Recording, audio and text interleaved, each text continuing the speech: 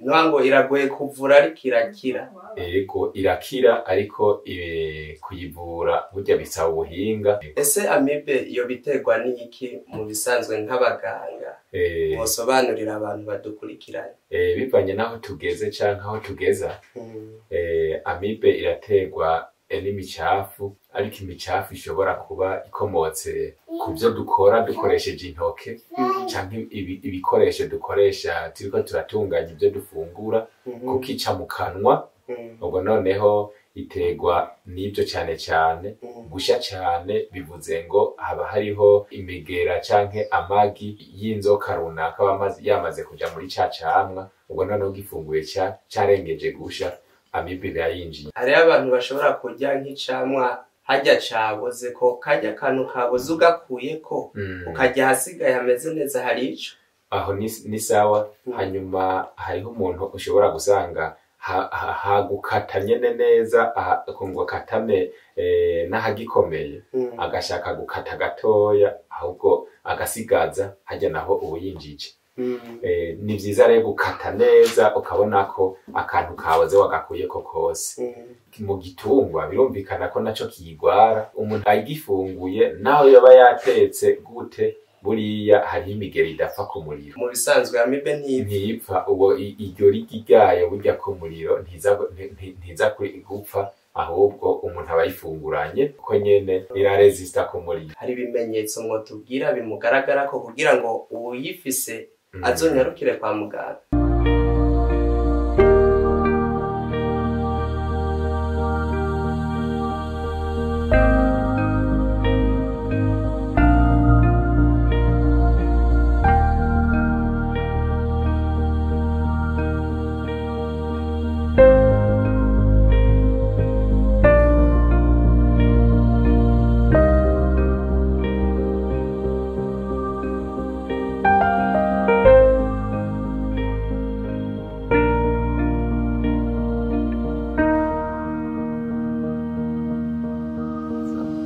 Muraho mwese abakurikirana ibiganiro by'ubugorozi, turabashimira uburyo mudukurikirana yaba ku isi hose, uburyo mubitwereka. Imana ibahezagire cyane.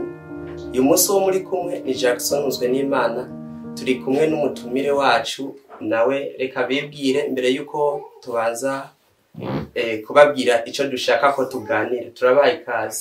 Murakoze. Ku mazina nitwa Katari. Rero uyu munsi twabatumiye kugira ngo tuganire. Twumvise ngo muravura, murabaganga, rero twipfuje ko mwotubwira ku ngwara bitwa amibe. Tubona ku isi yose abantu hafi ya bose barayigwaye.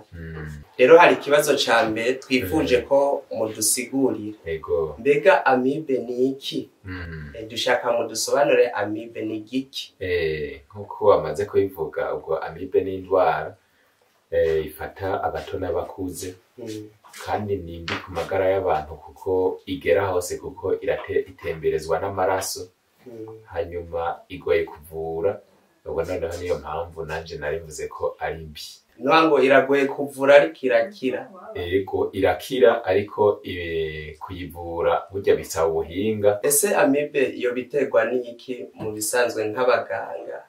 Musobanurira abantu badukurikiranye. Bivanye naho tugeze canke aho tugeza. Amibe iraterwa n'imicafu, ariko imicafu ishobora kuba ikomotse ku byo dukora dukoresheje intoke canke ibikoresho dukoresha turiko turatunganya ibyo dufungura, kuko ica mu kanwa. Ubwo noneho iterwa n'ibyo cyane.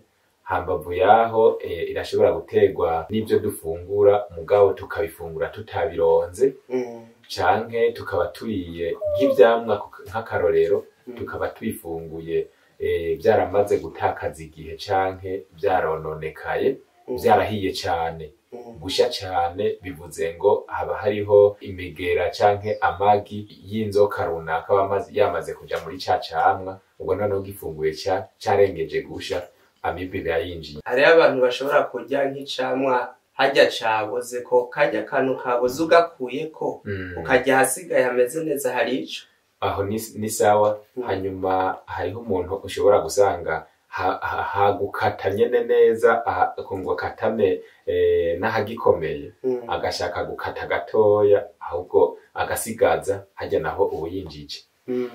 Ni vyiza rero gukata neza ukabona ko akantu kaboze wagakuyeko kose.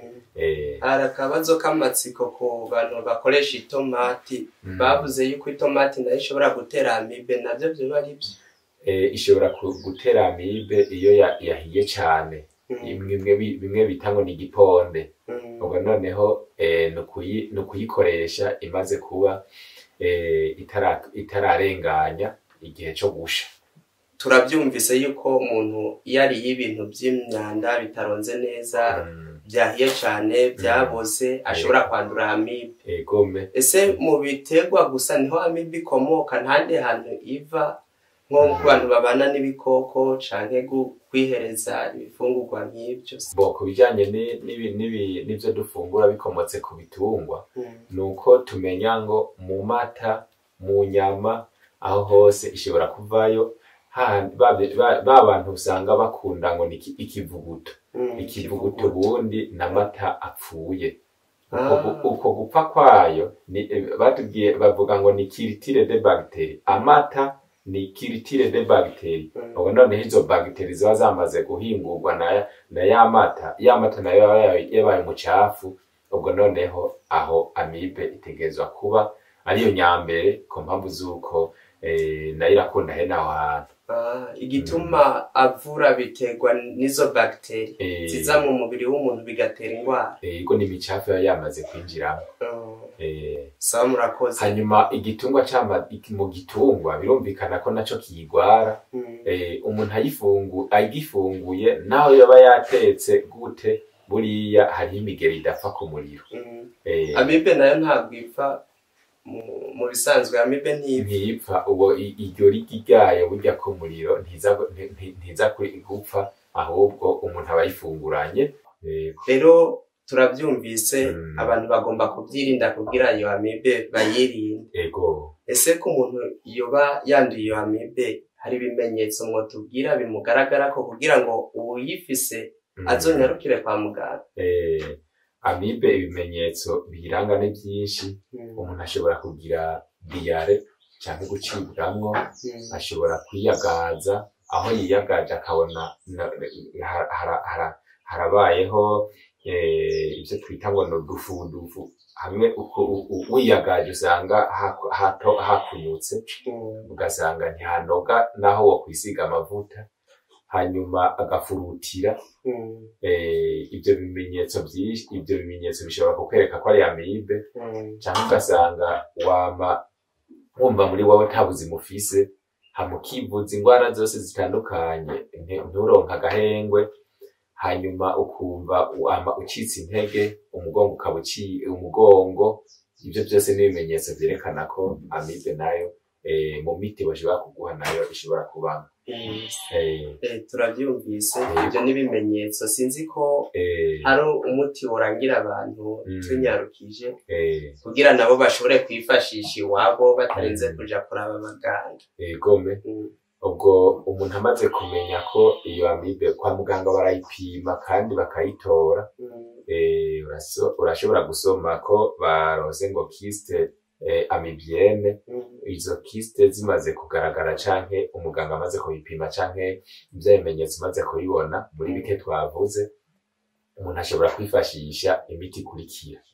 Nkuko navuze nyene ko itavugwa n'imiti iyo ariyo yose, umuntu ashobora kwifashisha ibi bikurikira. Biroroshe kuko twe twahawe kuvura indwara tugakoresha uburyo bworoheje. Hamwe umuntu uwo ari we wese ashobora kwigerera kuri iyo ntunganyo y'imiti. Ubwo noneho turabibabwira kugira ngo uwuyumvise agende nawe avyifashishe. Ufata rowe nk'ibibabi nka 2, dufatire ku bibabi 2, hanyuma ugafata agateke ka tungurusumu, agateke kose kujya kubatse, agateke ka tungurusumu kajya gafite ugafata kose, hanyuma ugaca ufata intete z'ipapayi, intete z'ipapayi z'imbuto z'indani, ugafata ibiyiko 2, ubwo ivyo biyiko bibiri ugaca ubijanjagura ugafata za ntete za tungurusumu nazo ukazitemagura cyangwa ukazijanjagura ugafata za rowe ukazitemagura nazo hanyuma ugaca uteka amazi akabira ugaca uteka amazi akabira ukayatekana na vya bintu naronka nabishize mu gapiri ubwo noneho ka gapiri nashiramwo vya vyangombwa vyose nkaca ndabiterera muri ya mazi bikabirana bimaze kubira urumva ko amazi atagiyemwo indani ahubwo biza kuhishwa n'umuhisha wa ya mazi amazi watekamwo yari karabira ivyo vyibere muri ka gapiri hanyuma ukayaterura ya mazi akaja hasi akahora amaze guhora ugatora ka gapiri kawe karimwo vya bindi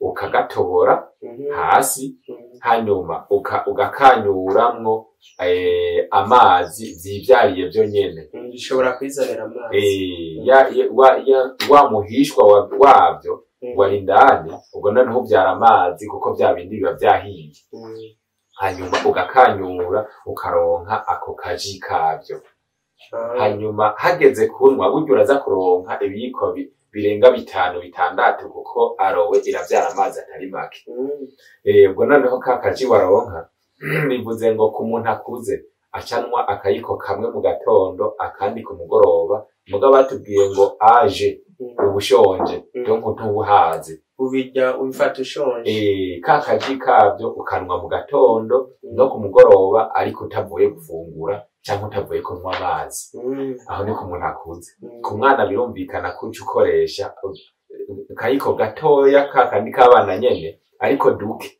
nituma dukeyi aho naho tumuha mu gitondo no ku mugoroba ibyo ukabikora iminsi 7 ikurikirana ubwo nta munsi usiba n'imisi yose ukabikora mu gitondo ku mugoroba mu gitondo ku mugoroba mu gitondo ku mugoroba bivanye nuko igoye ishobora kugera no mu igufa no mu maraso no mu bihimba byose by'umuntu ubwo noneho iyo umaze gukoresha uwo muti iminsi 7 burya ahiri hose iba yamaze gushikirwa uyikuye mu mubiri wawe burundu sawa ndumva n'umuti mwiza ego kandi urorosha kabisa abantu ndibaza ko bavyumvise kandi uzobakiza ego rero turabashimiye Imana ikomeze kubongerereza ubumenyi kandi namwe muriko muratwumviriza muravyumvise muzogende mubikoreshe namwe mukiri no ngwara iragisibije mwisi abantu barayigwaye rero mutumire wacu turagushimiye Imana iguhezagire